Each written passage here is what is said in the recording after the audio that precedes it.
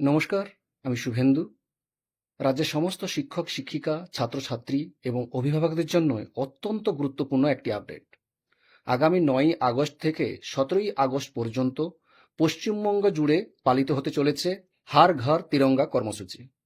পশ্চিমবঙ্গ সমগ্র শিক্ষা মিশন থেকে প্রকাশিত এই নোটিশ অনুযায়ী রাজ্যের সমস্ত সরকারি, সাহায্যপ্রাপ্ত ও বেসরকারি স্কুলে এই 9 দিন ধরে বিশেষ কিছু উদ্যোগ নেওয়া হয়েছে। যেমন পতাকা উত্তোলন ও ক্যাম্পাস সাজানো, অর্থাৎ প্রতিটি স্কুলে জাতীয় পতাকা উত্তোলন ও ক্যাম্পাস ডেকোরেশন করা হবে। প্রভাত ফেরি ও প্রতিযোগিতা, অর্থাৎ র্যালি, সেমিনার এবং রচনা অঙ্কন বিতর্কা প্রতিযোগিতা আয়োজন থাকবে। সমবেত গান, যেমন বিশেষ করে গুরুত্ব দেওয়া হয়েছে সমবেতভাবে জাতীয় গান বন্দে মাতরম গাওয়া হবে। এই কর্মসূচি সুষ্ঠুভাবে পালনের জন্য প্রতি জেলায় 1.5 লাখ টাকা এবং কালিম্পং জেলায় 20,000 জাতীয় পতাকা পাঠানো হচ্ছে। পাশাপাশি বরাদ্দ করা হয়েছে বিশেষ ফান্ড।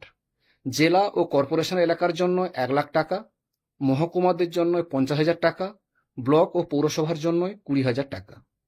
সব স্কুলকে আয়োজিত অনুষ্ঠানের ছবি, ভিডিও এবং সেলফি উইথ তিরঙ্গা 17ই আগস্ট 2026-এর মধ্যেই অনলাইন পোর্টালে আপলোড করতে বলা হয়েছে।